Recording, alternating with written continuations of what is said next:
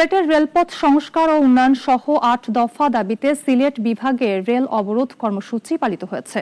সকাল থেকে শুরু হয় কর্মসূচিতে কুলাউড়া ও হবিগঞ্জ রেল স্টেশনে রেল লাইন অবরোধ করা হয়। ভোগান্তিতে পড়েন যাত্রীরা। প্রতিনিধিদের পাঠানো তথ্য ছবিতে আরও জানাচ্ছেন সিরাজুম মনির শুভ।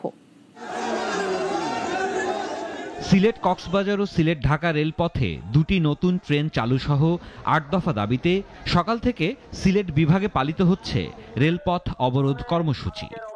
এর আগে আমরা বিভিন্ন সময় বিভিন্ন জায়গায় স্মারকলিপি দিয়েছি, আমরা শান্তিপূর্ণ আন্দোলন করেছি, মানববন্ধন করেছি, প্রেস ক্লাবে, ঢাকা প্রেস ক্লাবে করেছি, কিন্তু সরকারের টনক নড়ছে না। অবরোধ কর্মসূচি চললেও সিলেট স্টেশনে ট্রেন চলাচলে বড় ধরনের প্রভাব পড়েনি বলে জানিয়েছেন সংশ্লিষ্টরা। 10:30 যে পাহাড়িয়া এক্সপ্রেস ট্রেনটা লেটে আসছে, সেজন্য লেটে গেছে।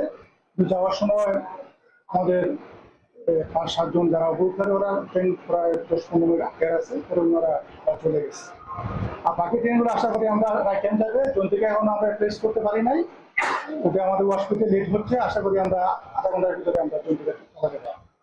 ৮ দফা দাবির সমর্থনে হবিগঞ্জের শায়েস্তাগঞ্জ রেল জংশনেও অবরোধ কর্মসূচি পালিত হয়েছে। রেলযাত্রী কল্যাণ পরিষদ, নাগরিক কমিটি ও বিভিন্ন সামাজিক সংগঠনের যৌথ উদ্যোগে অবরোধ পালিত হয়। কোনো সময় এখানে বালা যাতায়াত পাই নাই, সিট তো নাই, সিট কোনো সময় এই স্টেশন পাই না। শায়েস্তাগঞ্জ রেল স্টেশনে প্রচুর যাত্রী হয়। এই যাত্রী 2টা বগি বা একটা বগি দেওয়া থাকে, তাতে আমাদের যাত্রী সাধারণত যাইতে পারে না। ৮ নম্বর দাবি যাত্রীদের চাহিদা অনুপাতে প্রতিটি ট্রেনে অতিরিক্ত বগি সংযুক্তকরণ। কর্মসূচিতে বক্তারা বলেন, দীর্ঘদিন ধরে সিলেট বিভাগের রেল যোগাযোগ অবহেলিত।